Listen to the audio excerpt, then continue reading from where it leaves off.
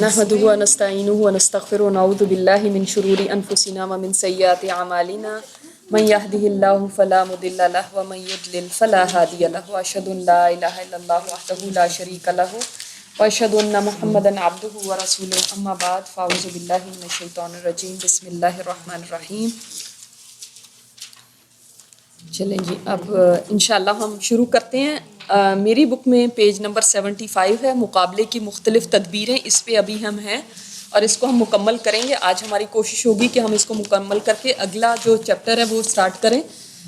چونکہ یہ جو ابھی ہم پڑھ رہے ہیں پچھلے دفعہ سے، پچھلی کلاس سے جو ٹاپک ہے، کیا بتایا جا رہا ہے اس میں؟ کچھ یاد ہے آپ لوگوں کو کیا چیز بتائی جا رہی ہے اس میں؟ جو ہم پڑھ رہے تھے مقابلے کی مختلف تدبیریں، ہمارا ٹاپک کیا تھا؟ ہمارا ٹاپک اصل میں یہ ہے کہ آپ صلی اللہ علیہ وسلم کو کس طرح مشرکین اس دعوت کے دینے سے، اس راستے سے ہٹانا چاہتے تھے. اس کے لیے انہوں نے ڈیفرنٹ تدبیریں کی. اور یہاں پہ جو ہم پڑھ رہے ہیں اس میں یہ تھا کہ ان کا مین جو اختلاف تھا وہ کن چیزوں پہ؟ توحید، رسالت اور آخرت. اور اس کے اندر ہم نے کافی چیزیں دیکھ لی تھی کہ ان کا شرک کیا تھا. مین چیز جو آپ لوگوں کو انڈرسٹینڈ کرنی ہے وہ یہ ہے کہ ان لوگوں کا شرک کیا ہے، تاکہ آپ کو پتہ چلے کہ اس کے مقابلے میں توحید کیا چیز ہے. آپ کو توحید کی سمجھ تبھی آئے گی جب آپ کو پتہ ہوگا شرک کیا چیز ہوتی ہے. اگر شرک کا ہی نہیں معلوم تو پھر توحید کیسے سمجھیں گے؟ دیکھیں، اگر دیکھنا ہے کہ روشنی کیا ہے تو آپ کو سمجھ آنی چاہیے اندھیرا کیا ہوتا ہے. تو ہم لوگوں نے یہ آج اس دن پڑھا تھا. آج ہم انشاءاللہ تعالیٰ اسی کو آگے کنٹینیو کریں گے. پیج نمبر 75 ہے میری بک میں. بسم اللہ الرحمن الرحیم. اب نبی کریم صلی اللہ علیہ وسلم جو توحید کی دعوت لے کر اٹھے اور اللہ کے سوا ہر معبود کو چھوڑنے کا مطالبہ کیا تو مشرکین پر یہ بات بہت گراں گزری. گراں کا مطلب کیا ہوتا ہے؟ بہت بھاری گزری کہ سارے معبود ہم چھوڑ دیں اور ایک کی پوجا کریں. انہیں یہ مطالبہ بہت بھاری اور غلط محسوس ہوا. انہوں نے کہا یہ کوئی سازش ہے جو اندر سے کچھ اور باہر سے کچھ ہے.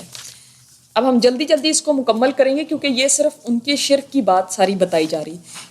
اللہ تعالیٰ نے قرآن کریم میں یہ ہے مقابلے کی مختلف تدبیریں. سورہ صاد آیت نمبر 38 میں ہے. یہ کیا تک ہے کہ اس نے سارے معبودوں کی جگہ ایک معبود بنا ڈالا؟ یہ تو عجیب چیز ہے. اور ان کے بڑوں کا ایک گروہ اٹھا کہ چلو اور اپنے معبودوں پر ڈٹ جاؤ. یقیناً یہ کوئی سوچا سمجھا منصوبہ ہے. ہم نے تو ایسی بات کسی اور ملت میں سنی ہی نہیں. ہو نہ ہو یہ گھڑی ہوئی بات ہے. یعنی آپ صلی اللہ علیہ وسلم کے توحید کے پیغام کو یہ بتا دیا کہ یہ گھڑی بھی ہے. اس کے بعد جب دعوت و تبلیغ کا کام مزید آگے بڑھا اور ادھر مشرکین نے بھی اپنے شرک کو بچانے، اسلام کی تبلیغ روکنے اور مسلمانوں سے اسلام کا اثر دھونے کے لیے حجت اور بحث کے میدان میں اتر پڑے تو ان پر مختلف پہلوؤں سے دلیل قائم کی گئی. اور وہ دلیل کیا ہے؟ قرآن بار بار وہ دلیلیں دیتا ہے. اب یہ آگے دلیلیں آ رہی ہیں کہ کیا دلیل قرآن نے پیش کی ان کے شرک کے مقابلے میں، اور وہ جو مسلمانوں کو روکتے تھے تبلیغ سے اس کے مقابلے میں. ان سے کہا گیا کہ آخر تمہیں یہ بات کہاں سے معلوم ہوئی کہ اللہ نے اپنے مقرر اور مقبول بندوں کو اس دنیا میں تصرف دینے کی قوت دے رکھی ہے. اب ہم سے بھی سوال ہے، ہمیں کہاں سے پتہ چلا کہ وہ لوگ جو اللہ کے قریب ہیں، بہت اس کے، جن کو ہم اولیاء اللہ کہتے ہیں، اس کے مقرب کہتے ہیں، اس کے پیارے بندے کہتے ہیں، ان کے پاس کہاں سے یہ اتھارٹی آئی کہ وہ دنیا میں تصرف سمجھتے ہیں؟ کہ اس میں چینجز مطلب اس میں کچھ نہ کچھ اپنا کچھ حصہ ڈال سکیں، کچھ اپنی پاور چلا سکیں. اس پاور چلانے کی ان کو کس نے یہ اتھارٹی دی ہے؟ کہاں سے آپ کے پاس یہ دلیل ہے؟ کیونکہ آج مسلمانوں میں بھی یہ عقیدہ ہے کہ جو پیارے اولیاء اللہ ہیں ان کے پاس اتنی پاورز ہیں کہ وہ دنیا میں چینجز کر سکیں، اپنی پاور یوز کر سکیں. From where? کیا دلیل ہے اس کی؟ اور وہ ضرورتیں پوری کرنے اور مصیبتیں ٹالنے پر قدرت رکھتے ہیں. لوگوں کی ضرورتیں پوری کرتے ہیں، لوگوں کی مصیبتیں ٹالتے ہیں. اس کی دلیل آپ کے پاس کہاں سے ہے؟ کسی سے بھی جو آپ سے یہ بات کرتا ہے فلاں قبر والے کے پاس جاؤ، آپ وہاں پہ دھاگا باندھو، آپ وہاں پہ جاؤ گے، وہاں پہ دیگ چڑھاؤ گے، یہ ہوگا یہ ہوگا. دلیل بتاؤ نا اس کی. قرآن میں ہے، حدیث میں ہے، کہاں سے پھر دلیل ملی؟ ہو ٹولڈ یو؟ یہ پوچھا جا رہا ہے.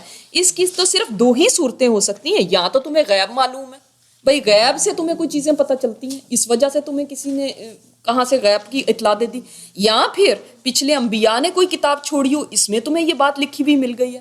دیکھیں یہاں پہ انہوں نے دو باتیں کہی ہیں. کس طرح سے تمہیں پتہ چلا؟ ادھر تو تمہارے پاس غیب کا علم ہے کسی کے پاس غیب کا علم نہیں. دوسرا صورت یہ ہو سکتی ہے کہ کیا پچھلی بکس میں سے کسی بکس میں لکھا ہوا ہے اللہ کی طرف سے جو کتابیں ہوئی؟ نہیں. تو پھر کہاں سے پتہ چلا؟ اس کا ثبوت کہاں ہے؟ چنانچہ اللہ تعالیٰ نے فرمایا ام عندہم الغیب فہم یکتبون، کیا ان کے پاس غیب ہے جسے وہ لکھتے ہیں؟ ایتونی بکتاب من قبل ھذا او اثارۃ من علم ان کنتم صادقین، یا تو میرے پاس کوئی کتاب لاؤ یا علم الہی کا کوئی بقیہ لاؤ، یعنی کوئی پچھلی کتاب لے کر آؤ اگر تم لوگ سچے ہو. اور فرمایا اے پیغمبر ان سے کہو کہ کیا تمہارے پاس کچھ علم ہے؟ اگر ہے تو ہمارے پاس لاؤ، ورنہ حقیقت تو یہ ہے کہ تم لوگ محض گمان کی پیروی کرتے ہو اور ادھر ادھر کے اٹکل پچو لگاتے ہو، یعنی بے حقیقت باتیں کرتے ہو، ادھر کی ادھر ہانکتے ہو. چنانچہ یہ بات مشرکین بھی تسلیم کرتے تھے کہ انہیں نہ تو کوئی غیب کا علم ہے اور نہ انبیاء کی کتابوں میں سے کسی کتاب میں انہیں یہ بات ملی ہے. اس لیے انہوں نے نہایت صفائی سے کہا بل نتبع ما وجدنا علیہ آباءنا. آج بھی یہی جواب ہے، کل بھی یہی جواب تھا. انہوں نے بھی کیا کہا؟ ان کے پاس کوئی دلیل نہیں تھی، وہ کوئی بات نہیں لا سکے کہ ہم نے کہاں سے پڑھی ہے، ہمارے پاس غیب کا علم بھی نہیں. تو پھر کہاں سے پتہ چلتی تھی؟ جب پوچھتے تھے تو کہتے تھے، آواز نہیں آ رہی، تو کہتے تھے کہ ہم نے اپنے باپ دادوں کو جس بات پہ پایا اسی کی پیروی کر رہے ہیں. اور یہ کہتے تھے انا وجدنا آباءنا علی ملۃ وَإِنَّا عَلَىٰ آثَارِهِمْ مُهْتَدُونَ، ہم نے اپنے باپ دادوں کو ایک اسی ملت پہ، اس طریقے پہ پایا اور ہم بھی انہی کی ڈگر پہ چل رہے ہیں. آج بھی لوگ کہتے ہیں ہمارے تو باپ دادا، ہمارے تو سارے فلاں مزار پہ جاتے تھے، وہ تو وہاں پہ منتیں مانتے تھے، وہ تو فلاں یہ کرتے تھے، ہمارے تو گھر میں ہمیشہ سے چلا آ رہا ہے، ہماری تو نانی دادی سے یہ چلا آ رہا ہے، اور کوئی بھی دلیل نہیں ہے آپ کے پاس. اس جواب سے جب مشرکین کی جہالت اور بے بسی کھل گئی تو ان سے کہا گیا دیکھو ان اللہ یعلم وانتم لا تعلمون، تم لوگوں کو نہیں پتا، اللہ کو پتا ہے، اللہ جانتا ہے، اس لیے اس کی بات سنو، وہ تمہارے ان شرکاء کی حقیقت بتلاتا ہے. کہتا ہے ان الذین تدعون من دون اللہ عباد امثالکم، بے شک اللہ کے ماں سوا جن کو تم پکارتے ہو تمہارے جیسے بندے ہی تو ہیں، انسان ہی تو ہیں. یعنی جو چیزیں اللہ کے ساتھ مخصوص ہیں ان پر جس طرح تم کو قدرت حاصل نہیں، اسی طرح تمہارے ان شرکاء کو بھی ان پہ قدرت حاصل نہیں. یعنی جیسے تم بے بس ہو ویسے ہی وہ بے بس ہے، بس تم اور وہ دونوں بے بس ہونے اور قدرت نہ رکھنے میں یکساں اور برابر ہو. جیسے تم قدرت نہیں رکھتے کسی چیز کی، اسی طرح وہ بھی انسان ہے، وہ بھی قدرت نہیں رکھتے. اسی لیے اللہ تعالیٰ نے ان کو چیلنج کیا، پھر اگر تم سچے ہو تو ذرا ان کو پکارو اور وہ تمہاری مراد پوری کر کے دکھا دیں. اور لوگ کیا کہتے ہیں؟ ہاں ہم نے مراد مانی تھی اور وہ پوری ہو گئی. وہ یہ کان ادھر سے پکڑ لو، ادھر سے پکڑ لو، کرنی پوری اللہ نے ہے، کیونکہ اللہ تعالیٰ ساری انسانوں کی حاجات پوری کریں. کیونکہ یہ دنیا جو ہے نا دارالامتحان ہے نا، یہ دارالجزا نہیں. اگر یہاں پہ صرف مسلمانوں کو رزق دیا جائے اور کافروں کو نہ دیا جائے تو پھر تو سب چیز آبویس ہوگی، پھر امتحان کیا رہا؟ اللہ ان کو بھی دیتا ہے. جی نہیں، میں صرف یہی کہنا چاہ رہی تھی کہ یہ جو بات ہو رہی ہے اس لیے کتنا ضروری ہے کہ ہم قرآن پاک بالکل، سبحان اللہ، بالکل صحیح بات ہے، اس میں سارا کچھ بالکل پتہ چلتا ہے کہ ہم نے کیا. بالکل صحیح بات ہے کہ اگر قرآن کی طرف آئیں گے تو یہ باتیں سمجھ میں آئیں گی. ورنہ ایک سے دوسرے کو یہ بات نا بہت زیادہ ٹیمپٹنگ ہوتی ہے جب آپ کی کوئی اتنی سخت مشکل ہوتی ہے، خدا نہ خواستہ کوئی بیمار ہو جائے، خدا نہ خواستہ کسی کی اولاد نہیں ہے، یا کوئی ایسے انسان کو بہت ہی بے بسی کی جب حالت ہوتی ہے نا تو وہ راستے ڈھونڈتا ہے. اور جب اس کو کوئی آ کے کہہ دیتا ہے نا تم فلاں کے مزار پہ جاؤ، وہاں پہ تمہاری مراد پوری ہو جائے گی، تو وہ کہتا ہے کہ پتہ نہیں یہ ہو ہی جانا ہے، میں جلدی سے یہ کر ہی لوں. کیونکہ وہ اتنا ڈیسپریٹ ہو جاتا ہے نا کہ شیطان اس وقت اس کو آ لیتا ہے. تو پورا قرآن کہتا ہے کہ کہاں سے تم، وہ بھی بے بس ہیں جیسے تم بے بس ہیں، بلکہ وہ تم سے زیادہ بے بس ہے کیونکہ وہ تمہاری دعاؤں کے محتاج ہیں. اب تو اللہ تعالیٰ نے یہ بھی بتایا تم لوگ اللہ کے ماں سوا جن کو پکارتے ہیں وہ کھجور کی گٹھلی کے چھلکے برابر بھی اختیار نہیں کرتے. قطمیر کا ہم نے پڑھا تھا نا، قطمیر کھجور کی گٹھلی کے اوپر جو چھلکا ہوتا ہے اتنا سا بھی ان کے پاس اختیار نہیں ہے. ہم دیکھ کے آئے ہیں کہ وہ کچھ کرتے ہیں، کہاں سے دیکھ کے آئے ہو؟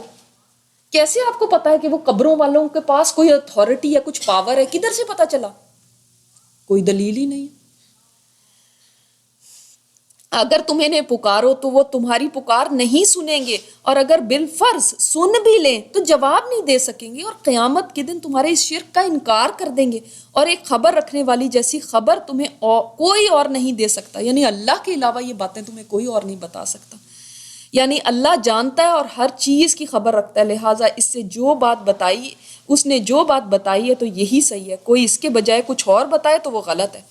اور نیز فرمایا اللہ کے ماں سوا جن کو یہ لوگ پکارتے ہیں وہ کچھ نہیں کر سکتے، بلکہ خود پیدا کیے گئے، وہ مردہ ہیں، زندہ نہیں ہیں، اور یہ بھی نہیں جانتے کہ کب اٹھائے جائیں گے۔ اللہ اکبر، وہ تو اتنے بے بس ہیں، اب دے دیں ان کو، دے سکتی ہیں۔ اور فرمایا کیا یہ ایسے لوگوں کو شریک ٹھہراتے ہیں جو کچھ بھی پیدا نہیں کرتے بلکہ خود پیدا کیے جاتے ہیں، اور لوگ کہتے ہیں یہ بیٹے دیں گے ہمیں، یہ اولاد دیں گے، وہ تو خود پیدا کیے گئے ہیں، وہ تو خود اپنے آپ کو نہیں پیدا کر سکے، تو وہ تمہیں کیسے کچھ دیں گے؟ اور نہ ان کی مدد کرنے کی طاقت رکھتے ہیں، اور نہ خود اپنی ہی مدد کر سکتے ہیں۔ اگر وہ اپنی مدد کر سکتے ہوتے نا تو وہ مر کے مٹی کے نیچے نہ چلے جاتے۔ کون اپنے لیے موت چاہتا ہے؟ اگر وہ اپنی مدد کر سکتے ہوتے تو جب وہ مر گئے تھے تو ان کو غسل دینے کے لیے لوگ نہ آتے، وہ خود اپنے آپ کو غسل دے لیتے، لوگ ان کا جنازہ اٹھا کے نہ لے کر جاتے، وہ خود چل کے چلے جاتے۔ تو اس سے پتہ چلتا ہے وہ بے بس ہیں۔ اور فرمایا اور ان لوگوں نے اللہ کے ماں سوا ایسے لوگوں کو معبود بنا رکھا ہے جو کوئی چیز پیدا نہیں کرتے بلکہ خود پیدا کیے گئے ہیں۔ جتنے لوگوں کو پوجا جاتا ہے، جن کے بت بنائے گئے ہیں، اگر آپ ان لوگوں سے پوچھیں کہ کیا یہ خود ہی پیدا ہو گئے تھے، انہوں نے اپنے آپ کو خود پیدا کیا ہے؟ نہیں، کسی نے ان کو پیدا کیا ہے۔ تو جو خود اپنے آپ کو بھی نہیں پیدا کر سکتا وہ آپ کے لیے کیا کرے گا؟ اور جو اپنے لیے بھی نفع اور نقصان کے مالک نہیں، اور نہ موت اور زندگی اور مرنے کے بعد زندہ کیے جانے کا اختیار رکھتے ہیں۔ یہی سمجھ نہیں آتی بات کہ وہ اپنا نفع اور نقصان بھی خود نہیں، اس کا اختیار نہیں رکھتے، اور یہ تو مرے میں ہیں، نہ زندہ رکھتے ہیں۔ بعض لوگ زندوں کو ایسے سمجھتے ہیں، جن کے پاس جاتے ہیں اور اپنی قسمت کا حال معلوم کرنے کے لیے جاتے ہیں، اس کو اپنی قسمت کا خود پتہ ہے، جو بیٹھا ہوا آپ کو آپ کی قسمت کا حال بتا رہا ہے۔ اگر وہ اپنی قسمت ہی اچھی کر سکتا ہوتا نا تو وہ پہلے آپ کے پیسوں کا محتاج نہ ہوتا اور فیس کا محتاج نہ ہوتا۔ پھر جب اللہ نے ان شرکاء کی بے بسی اور لاچاری بیان کر ڈالی اور بتا دیا کہ مشرکین کی وہ کسی بھی گمان کردہ چیز پر قدرت نہیں رکھتے، تو اس کا نتیجہ بھی بتایا کہ ان کو اپنی ضرورت کے لیے پکارنا اور ان سے کوئی امید رکھنا بالکل باطل اور فضول ہے، اس کا قطعاً کوئی فائدہ نہیں ہے۔ اللہ نے ان کے لیے بعض بہت سی دلچسپ مثالیں بیان کی، چنانچہ ایک جگہ فرمایا اور یہ لوگ اللہ کے ماں سوا جن کو پکارتے ہیں وہ ان کی پکار کا قطعاً کوئی جواب نہیں دے سکتے، مگر جیسے کوئی شخص پانی کی طرف اپنی دونوں ہتھیلیاں پھیلا دے کہ وہ پانی اس کے منہ میں آ جائے، حالانکہ منہ میں آ ہی نہیں سکتا۔ بس اسی طرح ان کافروں کی پکار سوائے بھٹکنے کے اور کچھ نہیں ہے۔ سورہ رعد میں اللہ تعالیٰ نے کتنی پیاری مثال دی، یہ ایسے ہی ہے ان سے مانگنا جیسے تم پانی کے آگے ہاتھ بڑھا کے کہو کہ آ جا اور میرے منہ میں پڑ جا، تو وہ کبھی نہیں آ سکتا پانی، آپ جتنا مرضی ہاتھ بڑھاتے رہیں۔ کتنی خوبصورت مثال ہے۔ اسی طرح قبر والوں کے سامنے، بتوں کے سامنے، اللہ کے سوا کسی کے سامنے بھی ایسے ہاتھ پھیلائے ہوئے کہ مجھے دے دو، میرے منہ پہ آ جاؤ، جیسے پانی کو آپ کہہ رہے ہیں، وہ نہیں آ سکتا۔ یہ بات تو ہمیں سمجھ آتی ہے پانی نہیں اٹھ کے آ سکتا، یہ بات نہیں سمجھ آتی کہ یہ نہیں ہمیں کچھ دے سکتے۔ یہ بات بیان کر کے مشرکین سے ذرا سوچنے کے لیے کہا گیا، چونکہ وہ جانتے تھے کہ اللہ تعالیٰ ہی نے ہر چیز کو پیدا کیا اور ان معبودوں نے کچھ بھی پیدا نہیں کیا۔ وہ یہ بات مانتے تھے، یاد رکھیں کہ ان بتوں نے کچھ پیدا نہیں کیا، اور نہ وہ کچھ پیدا کرنے کی طاقت رکھتے ہیں، بلکہ وہ خود اللہ کے پیدا کیے ہیں۔ وہ یہ بھی مانتے تھے کہ ان کو اللہ نے پیدا کیا، یہ جو پیاری نیک ہستیاں تھیں جن کے بت بنائے گئے۔ اس لیے ان سے کہا گیا تم نے اللہ کو جو خالق اور قادر ہے اور اپنے ان شرکاء کو جو مخلوق اور بے بس ہیں یکساں اور برابر کر دیا ہے۔ آخر یہ کیا بات ہوئی کہ تم اللہ کو بھی پوچھتے ہو اور ان شرکاء کو بھی پوچھتے ہو، اللہ کو بھی پکارتے ہو اور ان کو بھی پکارتے ہو؟ کیا آج کا شرک بھی یہی نہیں ہے؟ اللہ کو بھی پکارتے ہیں اور ان کو بھی پکارتے ہیں۔ وہ مشرکین بھی یہ نہ سمجھیں کبھی بھی، ہماری غلط فہمی ہوتی ہے وہ اللہ کو نہیں مانتے تھے، وہ بتوں کو نہیں، وہ اللہ کو مانتے تھے کہ اللہ ہی پیدا کرنے والے، اللہ نے ان کو بھی پیدا کیا۔ وہ اللہ کی بعض صفات کو بھی مانتے تھے، ٹوٹل ساریوں کو، سب ایٹریبیوٹس کو نہیں مانتے تھے، مگر کچھ کو مانتے تھے۔ وہ پھر بھی اللہ کے ساتھ اوروں کو بھی پوچھتے تھے، اللہ کو بھی پکارتے اور ان کو بھی پکارتے ہو۔ آخر عبادت اور پکار کے معاملے میں تم نے دونوں کو برابر کیسے کر دیا؟ افمن یخلق کمن لا یخلق افلا تذکرون، کیا جو پیدا کرتا ہے اور جو پیدا نہ کرنے والے کی طرح تم سمجھتے نہیں ہو؟ دونوں کیا برابر کیسے ہو سکتے ہیں؟ جب یہ سوال ان کے سامنے رکھا گیا تو وہ بالکل بھوچنکا رہ گئے، ان کی ساری حجت بحث جاتی رہی، وہ شرمندہ ہو کر چپ ہو رہے۔ پھر انہیں ایک غلط بات سجھائی دی، وہ کہنے لگے دیکھو ہمارے باپ دادا سارے انسانوں سے زیادہ عقل مند تھے، لوگوں کے درمیان ان کی عقل مندی کا شہرت تھا، یعنی شہرت تھی، بہت پاپولر تھے، اور دور دور تک لوگ اس بات کو تسلیم کرتے تھے، اور ان سب لوگوں کا دین وہی تھا جو ہمارا ہے، لہٰذا کیسے ہو سکتا ہے کہ یہ دین باطل اور گمراہی والا دین ہو؟ خود نبی صلی اللہ علیہ وسلم کے باپ دادا اور مسلمانوں کے باپ دادا بھی اسی دین پر تھے۔ اب دیکھیں ایکسکیوز کیسا ہے ان کے پاس کہ اب کیا آپ جیسے آپ صلی اللہ علیہ وسلم کے سامنے بھی ایک کافر سردار آیا اور اس نے کہا کہ یہ بتائیں کہ آپ ٹھیک ہیں یا عبد المطلب ٹھیک تھے، وہ زیادہ عقل مند تھے یا آپ زیادہ عقل مند ہیں؟ اب کیا کہیں گے، ہے نا؟ اگر کہہ دیں گے کہ میں زیادہ عقل مند ہوں اور میں صحیح ہوں تو کہیں گے ہائے انہوں نے تو توہین کر دی اپنے باپ دادا کی، اور اگر کہیں گے عبد المطلب ٹھیک ہے تو وہ کہیں گے ان کا تو دین یہی تھا، بت پرستی، تو آپ پھر کیا نہیں؟ تو آپ صلی اللہ علیہ وسلم خاموش رہے۔ دیکھیں حکمت کبھی کس چیز میں ہوتی ہے؟ خاموش رہنے میں۔ تو یہاں پہ بھی وہ کیا کہہ رہے ہیں کہ بھائی وہ تو ہمارے باپ دادا اتنے عقل مند تھے اور ان کا تو دین یہی تھا، اور آپ صلی اللہ علیہ وسلم کے آباء و اجداد کا بھی دین یہی تھا، یہ جو صحابہ کرام تھے سارے ان کے آباء و اجداد کا بھی دین یہی تھا، اب کیسے تم اس دین سے پھر گئے؟ کیا وہ بیوقوف تھے جو یہ کرتے تھے؟ آج بھی لوگ کہتے ہیں لو ہماری نانی دادی یہ کرتی تھی، وہ کیا بیوقوف تھی؟ ہے نا؟ اس کا جواب یہ دیا گیا کہ وہ لوگ ہدایت پر نہ تھے کیونکہ انہوں نے حق کا راستہ نہیں پہچانا اور نہ اس کو اختیاری کیا، جس کے نتیجے میں وہ گمراہ ہو گئے، کیونکہ وہ کچھ سمجھتے نہ تھے۔ یہ مطلب کبھی اشاروں کنایوں میں بیان کر دیا جاتا تھا اور کبھی کھلم کھلا بھی کہہ دیا جاتا تھا، جیسے اللہ تعالیٰ نے فرمایا انہوں نے باپ دادوں کو گمراہ پایا تو خود بھی انہی کے نقش قدم پہ دوڑے جا رہے ہیں۔ اسی کے ساتھ ایک بات یہ بھی چل رہی تھی کہ مشرکین نبی صلی اللہ علیہ وسلم اور مسلمانوں کو اپنے خداؤں سے ڈرایا کرتے تھے۔ دیکھیں یہ بھی ایک ان کا طریقہ تھا کہ مسلمانوں کو اپنے خداؤں سے ڈراتے تھے، کہتے تھے تم لوگ ہمارے معبودوں کو بے بس کہہ کے ان کی شان میں گستاخی کر رہے ہو، لہٰذا بہت جلد ان کا غضب تم پر نازل ہوگا اور وہ تمہیں بھسم کر دیں گے اور تمہیں خپتی بنا کر رکھ دیں گے۔ یعنی آج بھی دیکھیں لوگ کہتے ہیں، بلکہ کسی نے میرے ساتھ شیئر کیا کہ کہنے لگیں کہ کہیں جا رہی تھیں اور کوئی مزار وغیرہ تھا وہاں پہ، تو کہہ رہی ہیں ایک مانگنے والی آئی اور اس نے کہا کہ مجھے کچھ دو، تو انہوں نے جب کچھ نہیں دیا تو اس نے کہا کہ اگر تم نے مجھے نہیں دیا نا تو یہ جو بھی وہ قبر والے تھے ان کا نام لے کے ان کی لعنت تمہارے پر ہوگی، اور ان کا یہ کہتی میں تو ڈر گئی، میں جلدی سے اس کو پیسے دے دیا۔ تو ہم اتنا وہ ڈر جاتے ہیں نا کہ مطلب یہ واقعی کچھ اور ہمارے اوپر مسئلہ نہ آ جائے۔ تو وہ بھی کہتے تھے کہ دیکھو اب تم نے ہمارے بتوں کو ایسے ایسے برا بھلا کہا ہے، تو اب دیکھنا ذرا وہ تمہارے پاگل کر دیں گے یا تم تو جل کے بھسم ہو جاؤ گے تم ایسے۔ وہ ابھی بھی کہتے ہیں مزاروں والے تمہیں اس طرح کر دیں گے، تم نے ان کے بارے میں کچھ نہیں کہنا کہ ان کو نہ پوجو۔ بھائی ان کی بے عزتی نہیں، وہ اولیاء اللہ ہیں، وہ اللہ کے پیارے تھے، لیکن وہ آپ کو کچھ نہیں دے سکتے۔ اس کو وہ سمجھتے ہیں کہ یہ گستاخی کر دی ان کی شان میں، یہ آپ نے ان کو برا کہہ رہے ہیں۔ اب اس کو وہ اتنے افینڈ ہو جاتے ہیں اس بات سے۔ یہ دھمکی ٹھیک ویسی ہی تھی جیسے پچھلے لوگ اپنے نبیوں کو دیا کرتے تھے۔ ہم کیا کہتے تھے سورہ ہود میں؟ ہم تو یہی کہتے ہیں کہ تمہیں ہمارے بعض معبودوں کی بد دعا لگ گئی ہے۔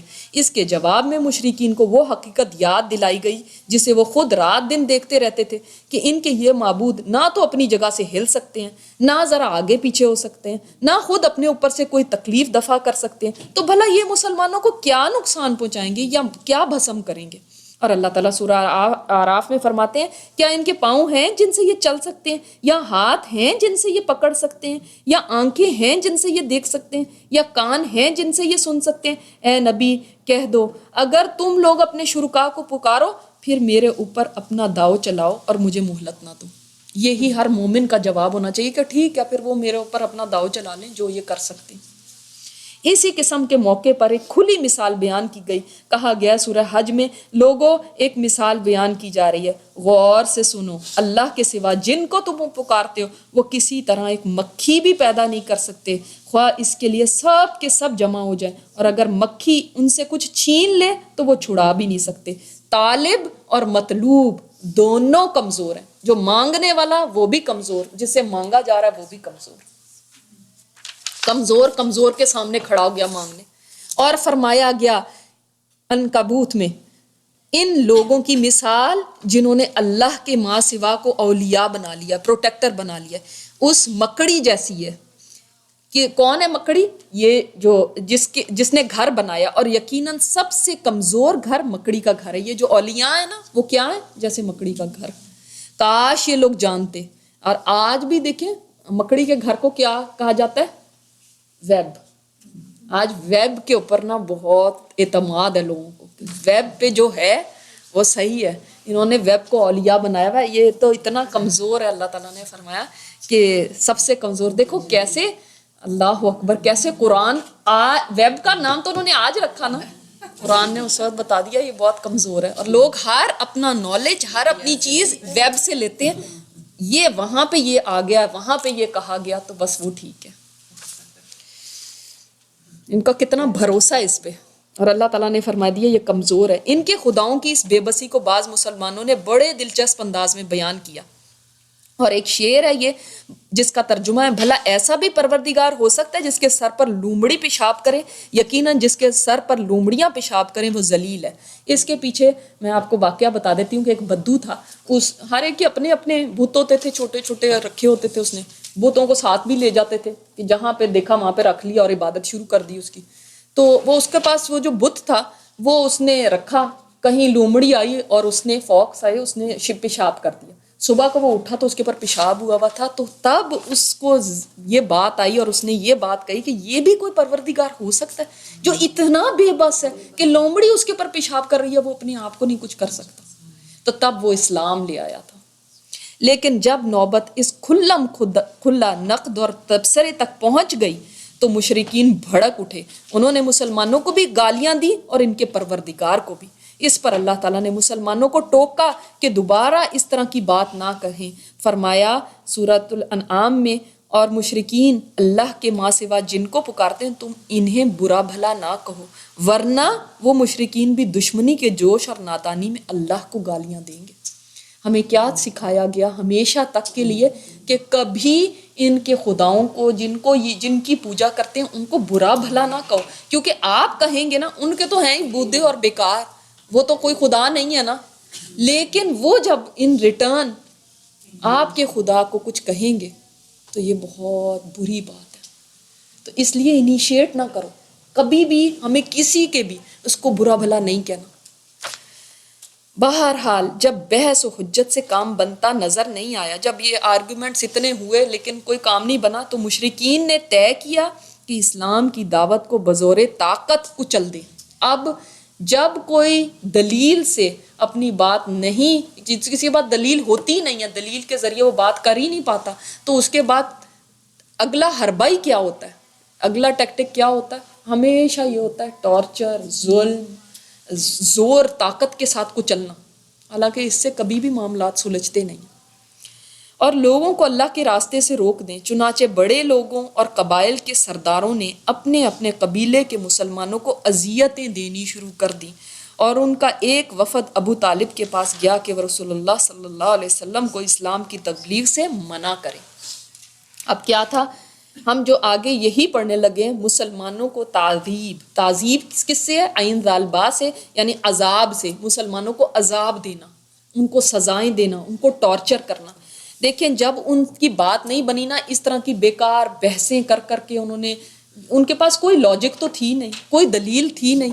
تو جب بحثیں کرتے تھے اور ان کو پتا تھا بحثوں میں ہم ہار جاتے ہیں، ہمارے پاس کوئی بھی پوائنٹ ہی نہیں ہے، تو اب انہوں نے کیا کیا کہ طاقت کے ذریعے ہم کس طرح ان کو کچل دیں، ختم کر دیں. اور اس کے لیے سب بیٹھے. انہوں نے کہا بھئی جو مسلمان ہیں، جس کے گھر میں ہیں، جس کے پاس ہیں، تو وہ اب یہ کرے کہ ان پہ ٹارچر کرنا شروع کرے، ان کو سزائیں دینا شروع کرے. کیونکہ جب وہ اتنا ان کے پر ٹارچر ہوگا خود ہی وہ اسلام چھوڑ دیں گے. جب وہ اسلام چھوڑ دیں گے تو ان کو نبی کریم صلی اللہ علیہ وسلم کے پاس جب کوئی ساتھی ہی نہیں ہوگا تو انہوں نے کیا تبلیغ کرنی ہے اور کیا اپنا کام آگے بڑھائیں گے، اکیلے رہ جائیں گے وہ. تو اب کرو کہ ان کے ساتھی ان سے پل اوے کر لو. کہ یہ دیکھیں کیسی ان کی ٹیکٹک تھی. اور یاد رکھیں شروع میں اسلام لانے والے کون لوگ تھے؟ غلام تھے، غریب تھے، مسکین لوگ تھے، بے بس لوگ تھے، سوسائٹی کے جو نیچے کا طبقہ تھا وہ تھے. تو اس وقت میں کیا تھا، یرحمک اللہ، اس وقت میں کیا تھا کہ ظاہر ہے وہ غلام کسی نہ کسی کے انڈر ہوں گے، کسی کی اونرشپ میں ہوں گے. تو اب ان کے اوپر تو ٹارچر کرنا بڑا آسان تھا. آپ غلامی کو سمجھتے نا کیسے ہوتی تھی؟ غلام ایسے ہی تھا جیسے جانور ہے کوئی، یا غلام ایسے ہی تھا کہ جیسے کوئی کموڈٹی ہے آپ کے پاس، آپ اس کو اٹھا کے پھینکیں، گاربیج کریں، قتل کریں، ماریں، جو مرضی کریں، کوئی آپ کو پوچھنے والا نہیں تھا. اور یاد رکھیں وہاں پہ کوئی کورٹس نہیں تھی، کوئی پولیس نہیں تھا، کوئی جسٹس سسٹم نہیں تھا، صرف کیا تھا؟ ٹرائبل سسٹم تھا. ٹرائبز میں جو چیز ڈیسائیڈ ہو جاتی تھی بس وہی پریویل کرتی تھی. تو اب ہم یہاں پہ دیکھتے ہیں کہ کیا انہوں نے کیا کہ یہ اب ایک دور شروع ہوا جس میں کہ آپ صلی اللہ علیہ وسلم پہ جو ایمان لے کر آتا تھا اور ان کو پتہ چل جاتا تھا یہ اس کے اوپر ٹارچر شروع کر دیتے تھے. مسلمانوں کو تعذیب. اس منصوبے کے تحت مسلمانوں کو ایسی ایسی تکلیفیں دی گئیں کہ ان کے تصور سے بھی رونگٹے کھڑے ہو جاتے ہیں اور دل شک ہو جاتا ہے، یعنی دل پھٹنے لگتا ہے انسان کا یہ باتیں سن کے بھی، پڑھ کے بھی، کہ کیا یہ دیکھیں یہ باتیں اصل میں ان کمروں میں بیٹھ کے کرسیوں پہ آرام سے بیٹھ کے نا یہ باتیں سمجھ آنے والی نہیں ہیں. شاید آپ نے بہت دفعہ پہلے بھی پڑھی، لیکن یہ ایک تو ہمارا جو موسم اس طرح کا ہے کہ ہم شاید گرمی کو بھی نہیں جانتے کہ گرمی کیا چیز ہوتی ہے. سچی بات ہے، ہمیں نہیں اس طرح سے پتہ. یہ آپ کو بتا دوں کہ مکہ کی جو گرمی ہوتی تھی نا وہ ایک اس کی مثال دی جاتی تھی، اتنی شدید گرمی وہاں پہ پڑا کرتی تھی. تو اس میں کیا حالات تھے، کیا وہ تھے، تھوڑا آپ امیجن کر سکتے ہیں. ادروائز ویسے محسوس کرنا اس چیز کو یا کچھ کرنا یہ ہمارے بس میں ہے ہی نہیں. شاید ہم اس کو سوچ سکتے ہی نہیں ہیں کہ واقعی ان کے اوپر کیا گزری تھی. اور ان میں سب سے پہلی بات مثال میں حضرت بلال کی دی جاتی ہے. حضرت بلال بن رباح رضی اللہ تعالیٰ عنہ امیہ بن خلف کے غلام تھے. امیہ ان کے گلے میں رسی ڈال کے بچوں کے حوالے کر دیتا اور وہ انہیں کھینچتے پھرتے، یعنی مکہ کی گلیوں میں جیسے کسی آپ بکرے کو بچوں کو دے دیتے ہیں، کتے کو دے دیتے ہیں رسی لے کے اور وہ کھینچتا پھر، اس طرح ایک انسان کو کھینچا جا رہا ہے گلیوں کے اندر. اور اس دوران بلال رضی اللہ تعالیٰ عنہ احد احد کہتے رہتے. اس کے علاوہ امیہ ان کو دوپہر کی چلچلاتی دھوپ میں لے جا کر جلتی ریت یا پتھر پر ڈال کر سینے پر بھاری پتھر رکھوا دیتا، پھر کہتا یا تو محمد صلی اللہ علیہ وسلم کے ساتھ کفر کر اور لات و عزا کی پوجا کر یا اسی حالت میں پڑا پڑا مر جا. بلال کہتے احد احد. اب آپ یہ دیکھ لیں کہ کوئی اس وقت ایسا نہیں تھا جو چھڑانے آتا، بچانے آتا، کوئی رحم کھاتا، کوئی دیکھتا. حضرت حسان بن ثابت کہتی ہیں کہ جاہلیت میں میں نے حج کیا اور میں دیکھتا تھا کہ بلال پر کس قدر تشدد کیا جاتا ہے، کتنا ٹارچر ہوتا ہے ان پہ. اسی طرح عمر بن عاص خود کہتے ہیں کہ جب ابھی مسلمان نہیں ہوئے تھے تو کہتے ہیں کہ میں گزرتا تھا کبھی تو دیکھتا تھا کہ پتھر ان کے سینے پر رکھے ہوئے اور وہ پتھر اس قدر گرم ہوتے تھے کہ اگر ان پر کچا گوشت رکھ دیا جاتا تو وہ بھی پک جاتا اور میں اسے کھا سکتا تھا. اور میں سنتا تھا وہ کہہ رہے ہیں کہ احد احد احد، اور میں لات اور عزا کو میں ریجیکٹ کرتا ہوں. احد احد احد، میں ایک اللہ پہ ہی مان لے کر ہوں، ایک خدا ہے میرا. عروہ بن زبیر کہتے ہیں کہ بلال کو مکہ والوں نے اس قدر ان پہ تشدد کیا اور امیہ نے دوسروں نے بھی کیا، یعنی یہ نہیں تھا کہ صرف امیہ کرتا تھا. اب جب غلام ہے نا تو جیسے آپ کا نوکر ہے، کوئی آپ کے گھر آپ کا مہمان آیا، اس نے بھی اس کو تھپڑ مار دیا کیونکہ آپ وہ اس کی کوئی عزت تھوڑی تھی. تو جب امیہ مارتا تھا تو اور بھی جو مکہ والے تھے وہ بھی مارتے تھے آ کے. اور کہتے ہیں کہ مگر انہوں نے کبھی ایک لفظ بھی ان کو ایسا نہیں دیا جس پہ وہ کبھی خوش ہو جاتے، کیونکہ وہ آخر اتنے تنگ آ گئے تھے کہ وہ کہتے تھے بس. دیکھیں ٹارچر کرنے کی بھی ایک انتہا ہوتی ہے نا، جو ٹارچر کرنے والا ہوتا ہے وہ بھی تھک جاتا ہے ایک دن. تو وہ کہتے تھے بس ایک دفعہ ہمارے بتوں کا نام لے لو، بس کہ ہبل کہہ دو، یہ کہہ دو، ان کا نام لے لو، ہم تمہیں چھوڑ دیں گے. مگر وہ نہیں لیتے تھے. حتیٰ کہ امیہ ان کی حضرت بلال کی والدہ کے پاس گیا، ماں کے ساتھ، ماں کے پاس گیا اور پھر جا کے کہنے لگا کہ آپ چلو میرے ساتھ اور یہ بلال کو منع کرو، آخر کیوں اپنی جان کے در پہ، میں تو مار مار کے اس کو ختم کر دوں گا. تو وہ آئیں اور وہ بھی اسلام لا چکی تھی لیکن انہوں نے چھپایا ہوا تھا اپنا اسلام. تو وہ آ کے کہنے لگی، اپنے بیٹے کو سمجھانے لگی کہ دیکھو تم ایسا کرو، یہ دین کو تم اعلان نہ کرو, تم ابھی امیہ کی بات مان لو اور دل کے اندر اسلام پہ رہو, جب موقع وقت آئے گا تو ہم سب اپنے اسلام کو ڈکلیئر کر دیں گے. تو اس وقت حضرت بلال کہنے لگے کہ اماں آج مجھے پتا چل گیا کہ کافر شکست کھا گئے ہیں بلال سے. نے کہا وہ کیسے؟ نے کہا اگر ان کے پاس کوئی طاقت ہوتی تو آج میری ماں کو نہ بھیجتے مجھے سمجھانے کے لیے. اس کا مطلب وہ ہار مان گئے, تو اب میری ماں سے جا کے کہہ کے آئے کہ آ کے اس کو سمجھاؤ. تو اس طرح سے ان کے اوپر اتنی اذیت تھیں. اور ایک روز حضرت ابوبکر صدیق رضی اللہ تعالیٰ عنہ گزرے اور انہیں اسی طرح کی اذیت دی جا رہی تھی, تو انہیں خرید کر اللہ کے لیے آزاد کر دیا. جب گزرے دیکھا کہ اتنی اذیت اتنی تکلیف ہے, تو پوچھا امیہ سے کہ کتنے میں اس کو بیچتے ہو؟ تو اس نے بتایا. تو حضرت ابوبکر صدیق نے اسی وقت اس کو پیمنٹ کر دی, اور وہ کہنے لگا اگر آپ اس سے کم بھی دے دیتے تو میں اس کو تب بھی آزاد کر دیتا. وہ اتنا تنگ آیا ہوا تھا نا. تو فرماتے ہیں اگر تم اس سے زیادہ بھی مانگتے تو میں وہ بھی دینے کو تیار ہو جاتا, مگر مجھے اس کو آزاد کرانا تھا. اسی لیے یہ بلال وہ ہوں گے جو آپ صلی اللہ علیہ وسلم کی سواری کی مہار پکڑ کے جنت میں جائیں گے. آپ صلی اللہ علیہ وسلم سب سے پہلے جانے والے ہیں, آپ صلی اللہ علیہ وسلم کی سواری کی مہار پکڑی ہوگی.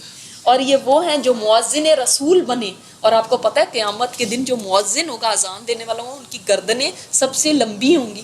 کیوں؟ وہ آنر کی وجہ سے نا, یہ اللہ تعالیٰ نے ان کو آنر دیا. تو اتنا زیادہ اللہ تعالیٰ ان کو اس دن کیا ہے, حبشی ہیں, کالے رنگ کے ہیں, غلام ہیں, غریب ہیں, اس زمانے میں اس سوسائٹی میں سب سے پسے ہوئے ہیں. لیکن دیکھو اللہ تعالیٰ نے ان کو کتنا بڑا مقام اور مرتبہ عطا فرمایا کہ انہوں نے سابقون میں سے ہیں. یہ بھی نہیں انتظار کیا کہ میں بعد میں اسلام لے آؤں گا, یہ بھی نہیں سوچا کہ میں غلام ہوں, میری کیسے مرضی چل سکتی ہے, بلکہ انہوں نے جس حالت میں تھے اس میں اسلام لے کر آئے. آج ہمارے اندر بھی لوگ ہیں جو مسلمان ہیں, مسلمان گھروں میں ہیں, لیکن ان کے مسلمان ہی شوہر, مسلمان ان کے بیٹے, وہ ان کو قرآن پڑھنے سے روکتے ہیں, وہ ان کو اس طرف آنے سے روکتے ہیں دین کی طرف, وہ ان کے اوپر باتیں کستے ہیں, اور ہم پھر گھبرا کے کہتے ہیں ہائے ہمارے گھر والے ہمارے ساتھ کوآپریٹ نہیں کرتے, کیا کروں؟ آپ کے پاس تو سپورٹ ہے, میرے پاس کوئی سپورٹ نہیں. ان کے پاس کون سی سپورٹ تھی؟ کون سی سپورٹ تھی ان کے پاس؟ آج کس کے اوپر ہے جو ایسا تشدد ہو رہا ہو, لیکن ہم کتنا گھبرا جاتے ہیں اور بھاگ جاتے ہیں دین سے. لیکن وہ ٹس سے مس نہیں ہوئے, آہد آہد آہد, اس کے سوا ان کے منہ سے کچھ نہیں نکلتا تھا. آپ سوچیں جو ہمارے ملکوں میں گرمی ہوتی ہے, اگر آپ کو بیک ہوم گرمی یاد ہو تو یقین کریں فرش کے اوپر آپ پیر نہیں رکھ سکتے تھے. جو فرش ہوتے تھے, کبھی صحن کے اندر جانا پڑتا تھا تو اگر ننگے پاؤں ہے نا تو پیر رکھے نا انسان بھاگ کے, مجھے اچھی طرح یاد ہے ابھی تک کہ کبھی جاتے تھے تو بھاگ کے واپس آ جاتے تھے, پیر اتنے جلتے تھے. یہ تو پاکستان کی گرمی ہے, آپ مکہ کی گرمی سوچیں, وہاں پہ ایک بندے کو ریت کے اوپر لٹا کے, اور تاکہ یہ ہلے نہیں اس کے اوپر پتھر رکھ دیے جاتے تھے.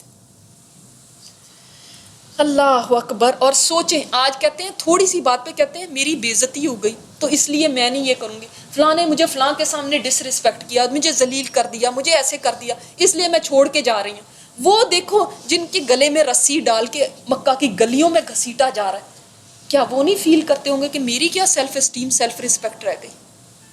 لیکن انہوں نے اس دین کو نہیں چھوڑا, آپ صلی اللہ علیہ وسلم کا ساتھ نہیں چھوڑا. ایسا ہی نہیں ہے سابقون الاولون ہے, اس کے لیے قربانی دینی پڑتی ہے جو ہم دینے کو تیار نہیں ہوتے کبھی.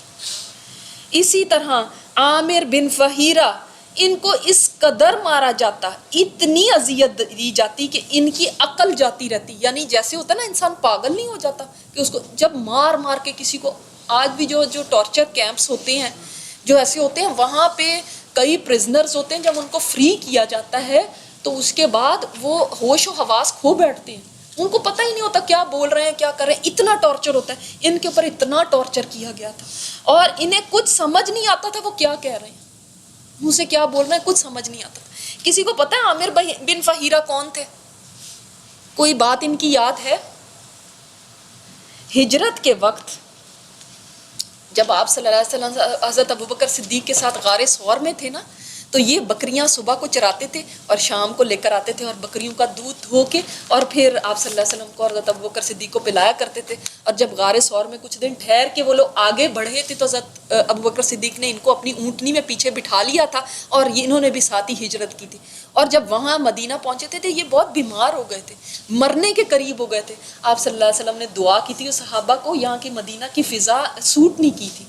تو لیکن بعد میں یہ سیرت صحابہ میں یہ بات آتی ہے کہ آپ صلی اللہ علیہ وسلم نے پھر یہ سروائیو کر گئے تھے. پھر آپ صلی اللہ علیہ وسلم نے 4 ہجری میں قاریوں کی ایک جماعت بھیجی تھی مشرکین بئر معونہ کی تبلیغ پہ معمور کر کے. تو وہاں پہ جب یہ گئے تھے تو آپ کو پتہ نا کہ انہوں نے دھوکہ دیا تھا اور انہوں نے سارے جو قاری تھے تقریباً 70 کے قریب تھے شاید, تو ان کو شہید کر دیا تھا. تو ان میں یہ بھی تھے. اور جب ان کو شہید کیا تھا صرف ایک صحابی زندہ بچے تھے. تو ان سے عامر بن طفیل نے پوچھا تھا ان کی لاش کی طرف اشارہ کر کے یہ کون ہے؟ بولے یہ عامر بن فہیرہ ہے.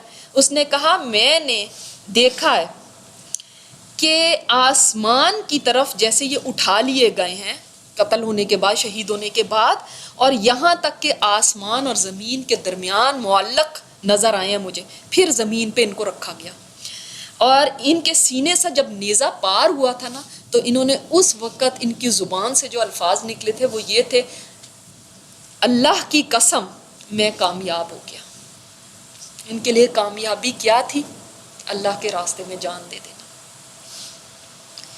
اور جو حضرت جبار بن سلمی تھے انہوں نے فرمایا کہ میں نے خود دیکھا کہ جو ان کی لاش ہے وہ آسمان کی طرف بلند ہوئی ہے اور پھر نیچے آئی ہے, اور یہ دیکھ کے ہی وہ اسلام لے آئے تھے.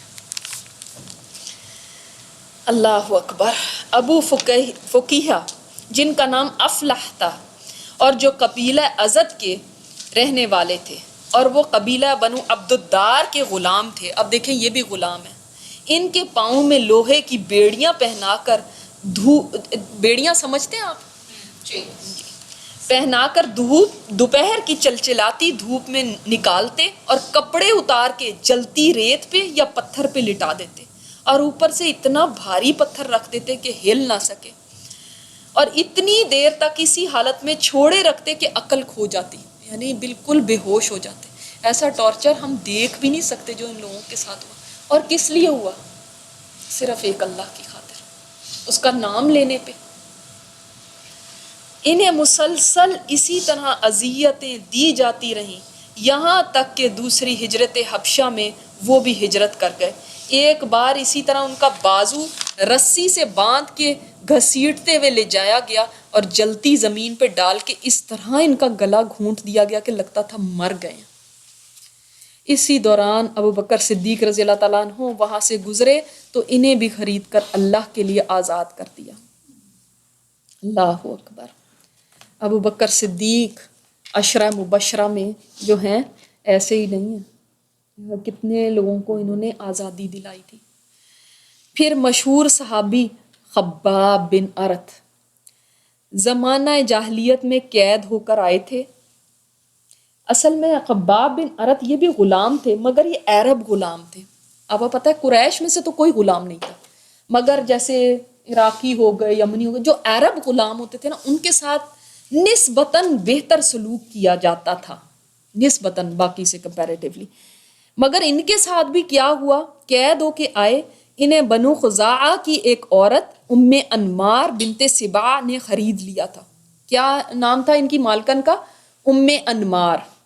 یہ لوہار تھے, یعنی لوہے کا کام کرتے تھے, تلواریں بنایا کرتے تھے.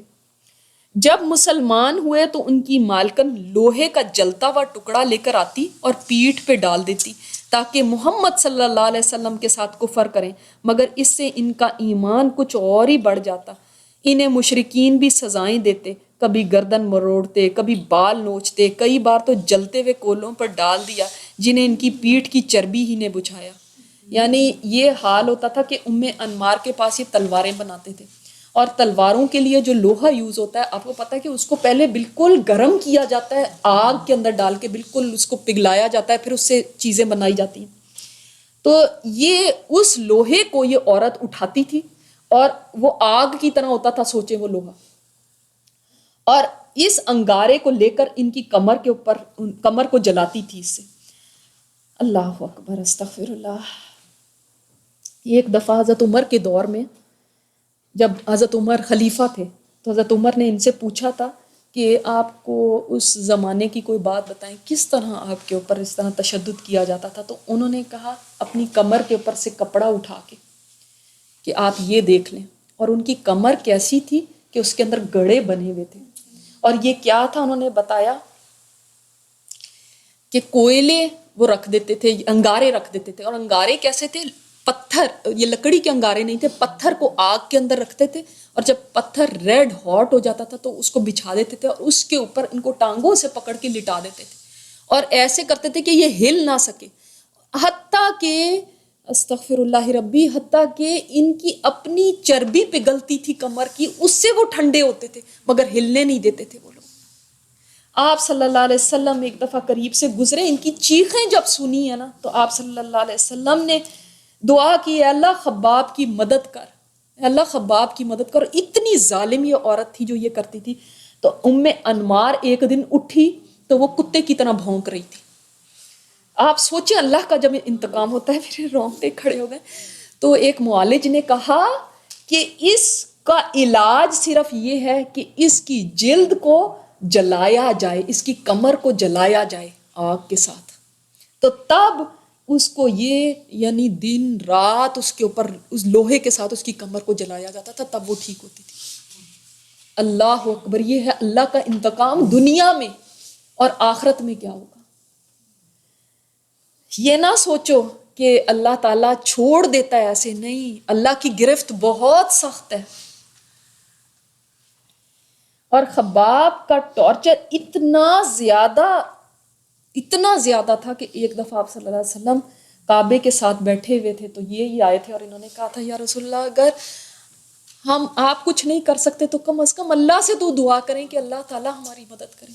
تو آپ صلی اللہ علیہ وسلم نے فرمایا، کعبے کے ساتھ ٹیک لگائی ہوئی تھی، آگے ہو گئے. آپ نے فرمایا کہ کیا تم ابھی سے ہمت ہار گئے ہو؟ تم سے پہلے کے لوگوں پہ تو اس سے بھی زیادہ ٹارچر ہوا ہے. ان کی کھالیں کھینچ دی گئیں، ان کے سروں کے بیچ میں آرے رکھ کے چیر دیا گیا ان کو. تم ابھی سے گیو اپ تم کر رہے ہیں. اور یہی ہے خباب بن ارت، کہ یاد ہے آپ کو یہ واقعہ، حضرت عمر اپنی بہن کے گھر جاتے ہیں، جب قرآن سنتے ہیں کہ وہ قرآن پڑھے تو کون ان کو قرآن ٹیچ کر رہا تھا؟ یہ خباب بن ارت. سبحان اللہ. پھر حضرت ابو بکر صدیق کے زمانے میں جب سب صحابہ کے لیے ایک وظیفہ مقرر ہو گیا تھا بیت المال سے، تو وہ سب صحابہ کو ایکول وظیفہ دیتے تھے. کہتے تھے میں ایک صحابی کو دوسرے کے اوپر کیسے فوقیت دے سکتا ہوں، میرے لیے تو سارے برابر، اللہ کو پتہ ہے کس کا درجہ کیا ہے. لیکن جب حضرت عمر خلیفہ بنے نا تو انہوں نے فرمایا کہ میں اس چیز سے اتفاق نہیں کرتا، میں اس سے ایگری نہیں کرتا. میں ان کو زیادہ وظیفہ دوں گا جنہوں نے پہلے اسلام قبول کیا، اس کے بعد جنہوں نے ان کے بعد، اس کے بعد جنہوں نے ان کے بعد، اس کے بعد جنہوں نے ان کے بعد. کیونکہ جنہوں نے پہلے اسلام قبول کیا انہوں نے بہت قربانیاں دی، بہت کچھ سہا. تو اب ان کو بہت سارا وظیفہ ملنے لگا اور ان کے پاس ایک صندوق تھا جس میں انہوں نے سارے وہ اپنے ڈالے ہوتے تھے، جو بھی پیسے یا جو بھی مال تھا وہ ڈالا ہوتا تھا. اور سارے شہر میں اعلان کر دیا ہوا تھا، انہوں نے کوفہ میں رہتے تھے، یہ سارے شہر میں اعلان کر دیتا جس کو کوئی بھی پیسے کی ضرورت ہو وہ آئے اور اس صندوق سے نکال کے لے جائے اور اس سے کچھ نہیں پوچھا جائے گا. اللہ اکبر، اللہ اکبر. جب یہ وفات پانے لگے تو رونے لگے. بستر مرگ پہ لوگوں نے پوچھا آپ کیوں روتے ہیں؟ آپ تو اتنے اونچے مقام پہ ہیں اللہ کے ہاں، اور آپ کے اوپر اتنا کچھ ہوا، آپ سے تو نبی کریم صلی اللہ علیہ وسلم خوش رہے، تو آپ کیوں روتے ہیں؟ کہتے ہیں کہ میں موت کی وجہ سے نہیں رو رہا، بلکہ میں اس وجہ سے روتا ہوں کہ میرے پاس جو کچھ ہے، تو جو میرے سے پہلے گزر گئے، یہ گھر، یہ مال، یہ سب کچھ یہ ان کے پاس نہیں تھا، میرے پاس یہ سب کچھ ہے، اور وہ بھی میرے ساتھ اسی طرح تشدد سہتے رہے، لیکن ان کو دنیا انہوں نے دیکھی ہی نہیں، یہ سب کچھ ان کے پاس تھا ہی نہیں. میں ان کے بعد رہ گیا ہوں، اب تک وہ دنیا سے جا چکے ہیں یہ دنیا دیکھے بغیر، میں ان کے بعد بھی زندہ ہوں، میں نے اس دنیا کی مٹھاس چکھی ہے. اب میں ڈرتا ہوں کہ اس کی وجہ سے کہیں آخرت کا میرا حصہ کم نہ ہو جائے. اور کیا تھا ان کے پاس؟ ایک چھوٹا سا مکان تھا اور اس کے اندر یہ صندوق رکھا ہوا ہے کہ آؤ لوگوں جس نے اس میں سے لے کے جانا ہے لے جاؤ. اللہ اکبر.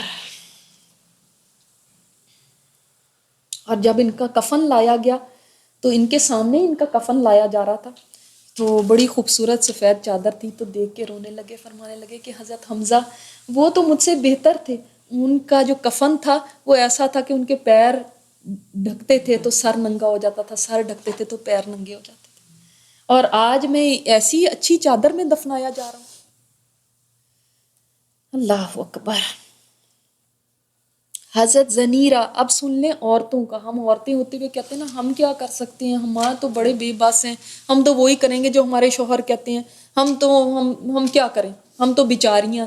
یہ دیکھیں حضرت زنیرہ بروزن صدیقہ ایک رومی لونڈی تھی, وہ مسلمان ہوئی تو انہیں اللہ کی راہ میں اس قدر تکلیفیں دی گئیں کہ وہ اندھی ہو گئی. اتنا ٹارچر کیا گیا کہ اندھی ہو گئی تھی, بلائنڈ. تو اس پہ وہ کہتے تھے آ کے کافر کہ تمہیں لات اور عزا کی مار پڑ گئی ہے, دیکھا تم نے ان کو چھوڑا تھا نا تو یہ ان کی مار ہے تمہارے اوپر. انہوں نے کہا نہیں واللہ انہوں نے میرا کچھ نہیں بگاڑا, یہ تو اللہ کی طرف سے, اور اگر وہ چاہے تو اسے دور کر سکتا ہے. کہتے ہیں یہ رات کو نا روتی تھیں اور اللہ سے دعائیں کرتی تھیں, اللہ یہ مجھے اندھا رہنا قبول ہے لیکن مجھے ان کا تانا نہیں میرے سے سنا جاتا کہ یہ لات اور عزا کی مار تیرے اوپر پڑی ہے, اللہ میری آنکھوں کو اس لیے صحیح کر دے کہ ان کا یہ تانا نہ مجھے سننا پڑے. تو دوسرے دن صبح ہی تو واقعی اللہ نے ان کی بصارت بحال کر دی تھی. اللہ اکبر. یعنی آنکھیں ٹھیک ہو گئی تھی. اس پر مشرکین کہنے لگے یہ تو محمد کا ایک جادو ہے صلی اللہ علیہ وسلم. دیکھو یہ اللہ نے یہ معجزہ دکھایا.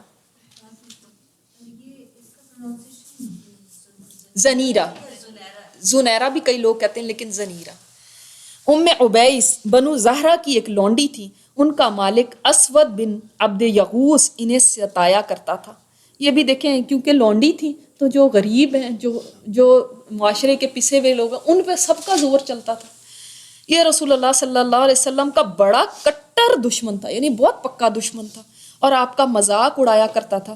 بنو عدی کے عمر بن مؤمل کی ایک لونڈی مسلمان ہوئی تو انہیں عمر بن خطاب ستایا کرتے تھے. وہ ابھی مسلمان نہیں ہوئے تھے, چنانچہ انہیں اتنا مارتے کہ تھک جاتے, پھر چھوڑ کے کہتے میں نے کسی مروت کی وجہ سے نہیں چھوڑا بلکہ مارتے مارتے اکتا گیا ہوں اس لیے چھوڑ دیا. یعنی یہ نہ سمجھنا کہ میں نے کوئی تم پہ رحم کھا کے تمہیں چھوڑا ہے, میں خود تھک گیا ہوں اس لیے چھوڑا ہے, ورنہ میں نے چھوڑنا نہیں تھا. اور سوچیں حضرت عمر کتنے طاقتور تھے. وہ کہتی تیرا رب بھی تیرے ساتھ ایسا ہی کرے گا. اور جو لونڈیاں مسلمان ہوئے اور انہیں ستایا گیا, ان میں نہدیہ اور ان کی صاحبزادی, ان کی بیٹی کا ذکر کیا جاتا ہے. یہ دونوں بنو عبد الدار کی ایک عورت کی لونڈیاں تھیں. آج مجھے بتائیں کہیں پہ ایسا ٹارچر کیا جاتا ہے؟ کہیں نہیں. پھر بھی مسلمان چھوٹی چھوٹی باتوں سے اتنے زیادہ ڈر جاتے ہیں, اتنے پریشان ہو جاتے ہیں کہ اپنے دین کو چھوڑنے کو تیار ہو جاتے ہیں. یہ ہمارے لیے مثالیں ہیں کہ دیکھو دین کی خاطر اس حد تک بھی جانا پڑے تو پیچھے نہ ہٹنا, پیچھے نہ ہٹنا. اور ہم چھوٹی چھوٹی بات کے اوپر نیوز میں کچھ سن لیتے ہیں تو پیچھے ہٹ جاتے ہیں. کسی نے کچھ کہہ دیا, دو چار باتیں کہہ دی تب پیچھے ہٹ گئے, ڈر گئے تو تب پیچھے ہٹ گئے. نہیں, ایمان کو نہیں چھوڑنا. ابو بکر صدیق نے حضرت بلال, عامر بن فہیرہ, ابو فقیہ رضی اللہ تعالیٰ عنہم کی طرح ان سب لونڈیوں کو بھی خرید کر آزاد کر دیا. اس پر ان کے والد ابو قحافہ تو بہت بعد میں اسلام لائے تھے, اللہ نے ان کو نصیب کر دیا تھا لیکن بہت بعد میں اسلام لائے تھے. حضرت ابو بکر کے والد جو ہیں انہوں نے بطور عتاب کہا, یعنی سختی کے ساتھ کہا انہوں نے کہ میں دیکھتا ہوں کہ تم کمزور گردنیں آزاد کر رہے ہو, اگر طاقتور مردوں کو آزاد کرتے تو وہ تمہارا کچھ بچاؤ ہی کر سکتے تھے. چلو اور کچھ نہیں, تم طاقتور لوگوں کو اگر آزاد کرتے تو کل تمہارے ساتھ سپورٹ کرتے تمہیں. یہ کیا تمہیں بالکل ہی جو لونڈیاں ہیں یا کمزور ہیں ان کو آزاد کرے, اس سے تمہیں کیا ملے گا. یعنی دیکھیں عمل ایک ہے لیکن ابو بکر صدیق کی نیت دیکھیں. ابو بکر صدیق نے فرمایا میں تو اللہ کی رضا چاہتا ہوں, سبحان اللہ, کہ میں نے کوئی سپورٹ کے لیے ان کو اپنے ساتھ ملانے کے لیے, طاقت بڑھانے کے لیے اس کے لیے تھوڑی ان کو آزاد کیا ہے. اللہ تعالیٰ نے اسی لیے ان کی تعریف میں اور ان کی دشمنوں کی مذمت میں قرآن اتارا، فرمایا فَأَنذَرْتُكُمْ نَارًا تَلَظَّىٰ لَا يَصْلَاهَا إِلَّا الْأَشْقَى الَّذِي كَذَّبَ وَتَوَلَّىٰ وَسَيُجَنَّبُهَا الْأَتْقَى الَّذِي يُؤْتِي مَالَهُ يَتَزَكَّىٰ وَمَا لِأَحَدٍ عِندَهُ مِن نِّعْمَةٍ تُجْزَىٰ إِلَّا ابْتِغَاءَ وَجْهِ رَبِّهِ الْأَعْلَىٰ وَلَسَوْفَ يَرْضَىٰ. فرمایا میں نے تم کو ڈرا دیا ایک بھڑکتی ہوئی آگ سے جس میں وہی بدبخت داخل ہوگا جس نے جھٹلایا اور منہ پھیرا، یعنی امیہ اور اس جیسے کام کرنے والے لوگ، اور اس سے وہ پرہیزگار بچا لیا جائے گا جو اپنا مال پاکیزگی حاصل کرنے کے لیے دیتا ہے. اس پر کسی کا احسان نہیں ہے کہ اس کا بدلہ دیا جا رہا ہو، بلکہ اس کا مقصد محض اپنے پروردگار کی خوشنودی حاصل کرنا ہے، اور وہ یقیناً راضی ہو جائے گا. یعنی اس کی صرف نیت کیا ہے؟ میرا اللہ راضی ہو جائے. جب یہ دیکھیں ایک عمل وہ غلاموں کو ان کو بھی چھڑا سکتے تھے جن سے ان کو سپورٹ ملتی ہوتی، یہ بھی کر سکتے تھے، لیکن ان کی نیت کیا تھی؟ میرا اللہ راضی ہو جائے. کام وہی ہے، غلام کو چھڑانا ہی ہے. ایک میں نیت یہ ہونی تھی مجھے سپورٹ ملے، میں طاقتور ہوں. دوسرے میں نیت کیا ہے؟ میرا اللہ مجھ سے راضی ہو جائے. نیت کے فرق سے کتنا فرق پڑ گیا. اللہ اکبر. اور یہ ہیں ابو بکر صدیق، اللہ ان سے بھی راضی ہو، آمین. اور انہوں نے جن غلاموں اور لونڈیوں کو آزاد کیا ان سے بھی، اور تمام صحابہ کرام سے بھی. دیکھیں جو انسان صرف اللہ کے لیے کام کرتا ہے نا، وہی پھر ڈاواں ڈول نہیں ہوتا، پھر وہی جم کے کام کر سکتا ہے. جو مصلحتوں کے لیے، فائدوں کے لیے کام کرتا ہے، وہ آج کرے گا کل چھوڑ دے گا. ان کے علاوہ حضرت عمار بن یاسر اور ان کے والدین رضی اللہ تعالیٰ عنہم کو بھی سزائیں دی گئیں. ان کا نام آپ نے سنا ہوگا. دیکھیں یہ تھوڑے سے ڈیفرنٹ ہیں، اس لیے ڈیفرنٹ ہیں، اس لیے بہت زیادہ قابل رحم ہے کہ باقی جو لوگ تھے نا وہ سب انڈیویجولز تھے، یہ جو ہے نا یہ فیملی ہے. اللہ اکبر. اور فیملی جو ہے ایک دوسرے کے سامنے جب فیملی کو ٹارچر دیا جائے، آپ خود سوچیں آپ کے بچے ہیں، بچے کو کوئی تکلیف آپ کے سامنے ہو جائے، ایک ٹیچر ہی اس کو تھپڑ مار دے آپ کے سامنے، تو آپ کا دل ایسے ہوتا ہے کہ پھٹ جائے گا. یا آپ کے والدین کو آپ کے سامنے کوئی بے عزت کر رہا ہو، ذلیل کر رہا ہو، اللہ معاف کرے، تو تب کتنی زیادہ تکلیف ہوتی. اور ان کے سامنے، اولاد کے سامنے عمار ہیں اور ان کے بھائی ہیں عبداللہ، ان کے سامنے ان کے والدین کو، یاسر ہیں اور سمیہ، ان کو ٹارچر کیا جا رہا ہے. اور ٹارچر بھی کیسا؟ اچھا یہ لوگ بنی مخزوم کے حلیف تھے جن کا ایک سردار ابو جہل تھا. آپ کو پتہ نا ابو جہل مخزومی تھا، بنو مخزوم سے تھا. چنانچہ اس کی سرکردگی میں قبیلہ والے ان لوگوں کو سخت دھوپ کے وقت ابتح میں لے جاتے اور اس کی گرمی میں تباتے. یعنی ابو جہل نے کہا تھا کہ اس فیملی کو تو میں ٹارچر کروں گا، اس نے اپنا ذمہ لے لیا تھا. اور وہ اور اس کے قبیلے والے جاتے. اور آپ کو پتہ ہے نا آپ صلی اللہ علیہ وسلم نے فرمایا تھا کہ میری امت کا فرعون ابو جہل ہے، یہ موسیٰ علیہ السلام کے فرعون سے بھی زیادہ سخت ہے. اتنا زیادہ یہ بے رحم آدمی تھا. ایسی حالت میں رسول اللہ صلی اللہ علیہ وسلم ان کے پاس سے گزرتے تو فرماتے صبرن یا آل یاسر صبرن، اے آل یاسر صبر کرو، صبر کرو، اے اللہ آل یاسر کو بخش دے.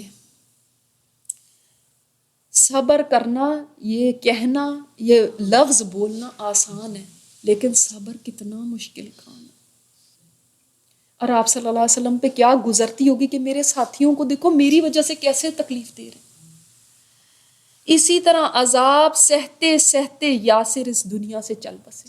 اتنا ٹارچر کیا گیا کہ وہ دنیا سے چلے گئے. اور بیٹے دیکھ رہے ہیں، ان کو بھی باندھا ہوا ہے، ان کو بھی ٹارچر کر رہے ہیں.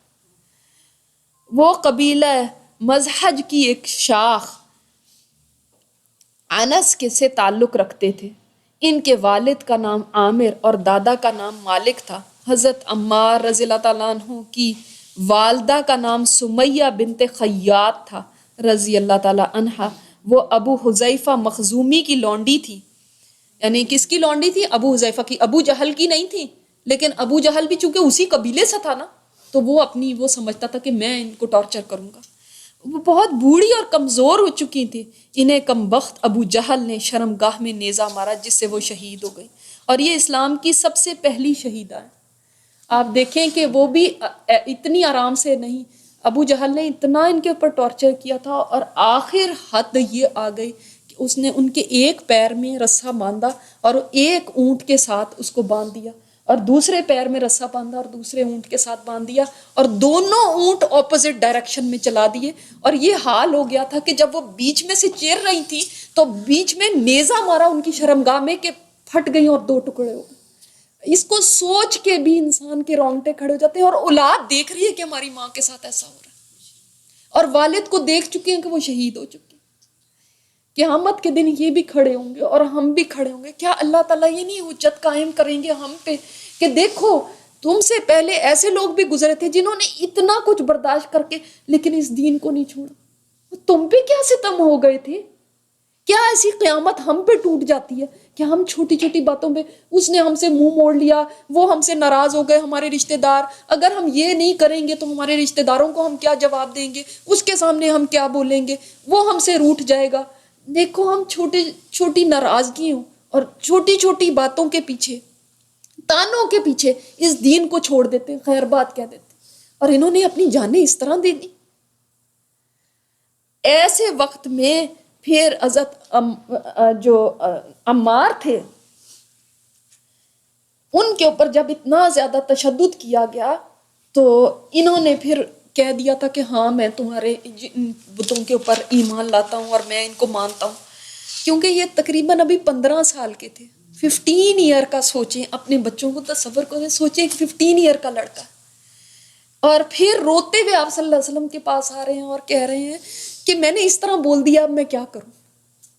اتنا ان کو فکر ہے. تو آپ صلی اللہ علیہ وسلم نے فرمایا تم اپنے دل کو کیسا پاتے ہو؟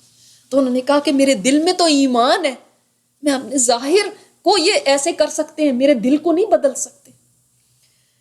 تو آپ صلی اللہ علیہ وسلم نے ان کے بارے میں فرمایا تھا کہ عمار کی گردن تک ایمان بھرا ہوا ہے. یہ اتنے پکے تھے، اور کئی دفعہ آپ صلی اللہ علیہ وسلم ان کو کہا کرتے تھے ابن سمیہ، حضرت سمیہ کو آنر دینے کے لیے، سمیہ کا بیٹا. اللہ اکبر.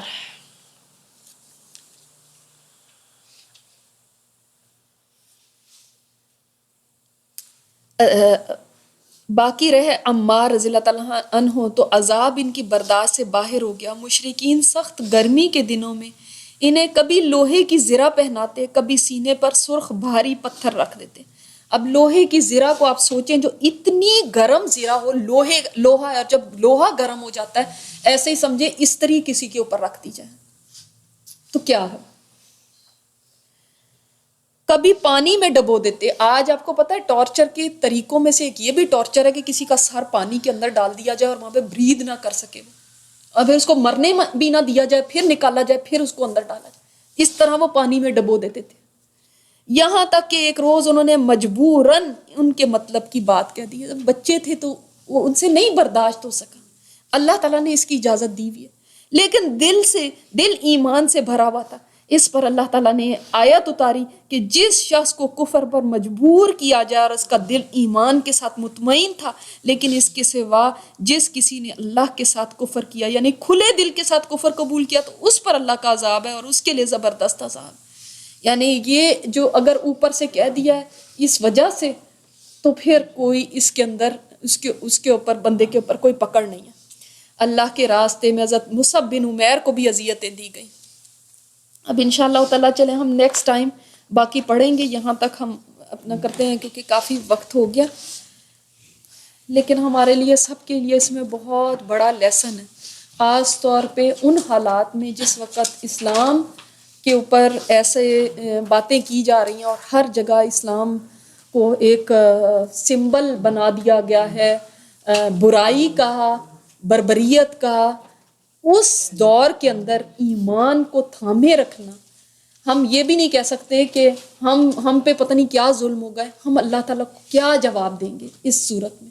دوسرا اس کے اندر یہ پتہ چلتا ہے کہ دیکھیں آج کا جو دور ہے، اس دور میں کیا آپ مسلمان جو ہیں وہ بتائیں، کیا آپ پاور میں ہیں یا آپ اس وقت ایک طرح سے محکوم ہیں دنیا میں؟